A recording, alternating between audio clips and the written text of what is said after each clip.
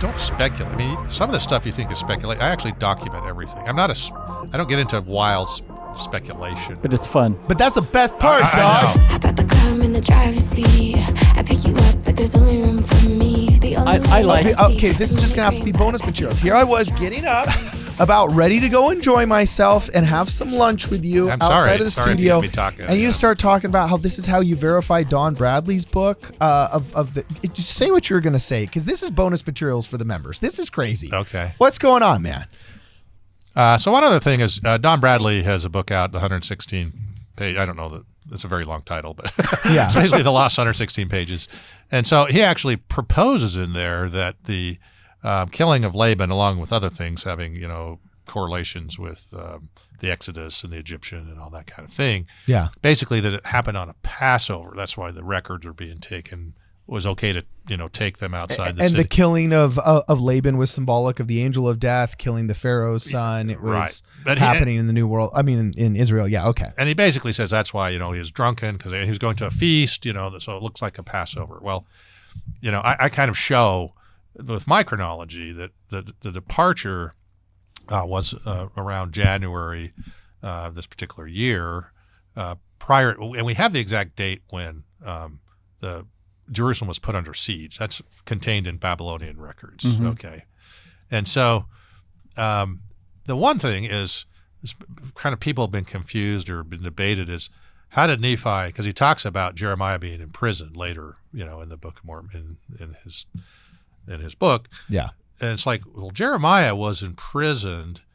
What happened was the Babylonians came, put Jerusalem under siege, and then some months later, it's not quite exactly sure, that Egyptians sent up an army, because that was the whole problem, is Israel had aligned themselves. The new king, he was supposed to have aligned himself with the Babylonians. He did initially, then he flipped to the Egyptians again. And so the Egyptian army came up. It was more of a token army, but it came up, to aid. And so the Babylonians left. They broke the siege for some period of time and went to battle the Egyptians, defeated them, and then came back and reinstituted the siege. Jeremiah was in prison when there was the break in the siege. He tried to leave the city, and they took him and imprisoned him. So it's interesting because with my date, and Don Bradley's saying that the visit of Nephi back was during a Passover, it actually works because the Passover would have been during the break in the siege when they came back to the city. So then they would have known Jeremiah was already in prison when they came back for Laban. They had two, they also came back for Ishmael. But so the chronology works exactly to show that it verifies Don was correct, that it was probably. So what's the criticism is how could Lehi or Nephi have known that Jeremiah was in prison? And you're saying it could have been because when they went back for the plates, that would have been during the break in the siege. Yeah, see, the scholars, I don't know if there's really ex-Mormons, but again, they don't really care about this, but it's like the scholars like, well, okay, so maybe Jeremiah was in prison before 600 BC, because they're all confused because they got the first year of the reign of Zedekiah that they're trying to shove in because of the third Nephi preface is when Lehi left. Mm-hmm. It's like, well, no, he didn't leave that. He left much later. But because if you think, because that third Nephi is talking about when Lehi actually went out for his prophetic calling, because that was a problem. It's like, okay, he gets his prophetic calling and then he preaches for 2 weeks and leaves. Yeah. Meaning it didn't work. It didn't make sense, right? And so, but also where Don Bradley's saying, hey, this Laban event was a Passover, also works with the date that I've come up with, that the departure would have occurred, and then some months later, that's when the siege broke. They then returned during the break in the siege. Who's the they? The Nephi and his brothers. Nephi and his brothers, okay. Yeah, came back into the city. Well, because there's no talk about it. They weren't surrounded by Babylonians when they came back, and so they were gone. So it actually correlates all of these kind of things that people have never been quite able to put together exactly. Now, there's a guy named Randall Spackman who had done some of this and proposed some things, but mine refines that and actually verifies a lot of his work. So what's the biggest criticism of this whole how did Nephi and Lehi know Jeremiah was in prison thing? I always thought that he just saw it in a vision and just knew because of some visionary experience because he was a prophet. He was a visionary guy. That's again, an attempt to explain it. right? But there's no talk about a vision. It doesn't seem like.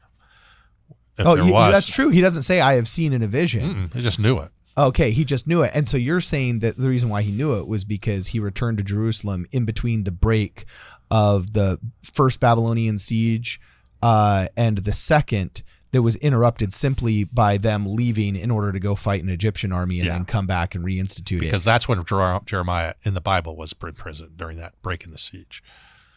So you're saying Nephi and Lehi could have come back also during that break in the siege, and Jeremiah was already in prison because he tried to get out of the city when the siege broke, and they imprisoned him because they're like, you can't get out. So he wasn't imprisoned during the first siege; he was imprisoned during the second. During the break, he wasn't imprisoned by the Babylonians; he was imprisoned by the people in Jerusalem, the leaders of Jerusalem. That's true. Right? Yeah. So he was leaving the city, and then they said, "No, you're not going anywhere."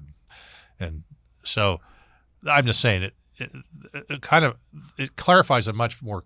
There was a lot of confusion and things that didn't make sense in this early chronology, and I'm saying my chronology completely explains all of that. It's also consistent with Don Bradley. Don Bradley wasn't trying to give a whole chronology of everything. So just be honest, who ripped off who? Did you rip off Don Bradley, or did Don Bradley rip off you, dog? Well, no, I'm just kidding. I ripped off Don once, but I gave him credit for it. It was on Ogath. Okay. That's a brilliant paper. I don't think we have time for Ogath. The Giants of Ogath. Oh, that's Swords of Shul stuff. Oh, then we're gonna have to jump into that as soon as I still want to go to lunch. We are 3 shows in, and I haven't gone to lunch yet, and my stomach is rumbling. But I had to sit back down and record this because it is just so amazing to me. Last question here. What do you feel about this speculation that Zenos was the lost teacher of righteousness? Have you ever heard that theory that the prophet that was taken out of the Old Testament during, not the Masoretic translations, but during the copying of, the 3rd, 4th, and 2nd century BC of the Old Testament, that there was famously the prophet that spoke saying, if we do not repent, then our enemies will come and will destroy us. And those Old Testament prophecies sound a lot like the Book of Mormon prophecies of the exact same time period. And that Zenoch, which is misspelled in the current Book of Mormon. We know Joseph Smith said that it was supposed to be spelled Zenoch, but in the Book of Mormon, even up to its current rendition, it's spelled Zenock, which I believe was what Oliver Cowdery or one of the other assistants to the translation wrote down.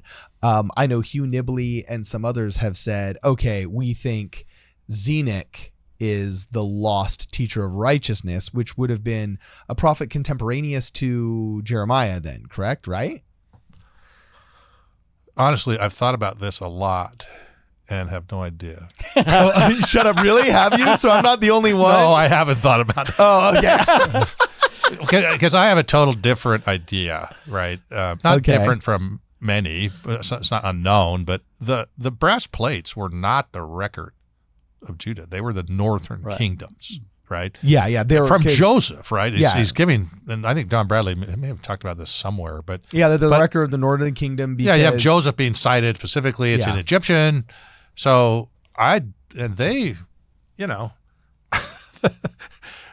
northern kingdom didn't really like the southern kingdom off. They had separated Passover separate times. They had their own kind of, and the whole thing was try to centralize everything in Solomon and Judah. And like everybody has to come to us. They're like, hell with you, kind of. So they had their own tradition of prophets. So when people say, oh, the Old Testament, it's like, no, I don't necessarily expect that these were like, missing prophets from the Judah version of the Old Testament. They may have been just their own separate prophets that were only documented there. And does this feed in? Jonah Barnes, who's our ward librarian, also an avid connoisseur of the Apocrypha, has suggested many times on this program that Lehi had to have been using an apocryphal version of Genesis as well, which makes sense because if the brass plates came from the Northern Kingdom, then obviously maybe a more messianic version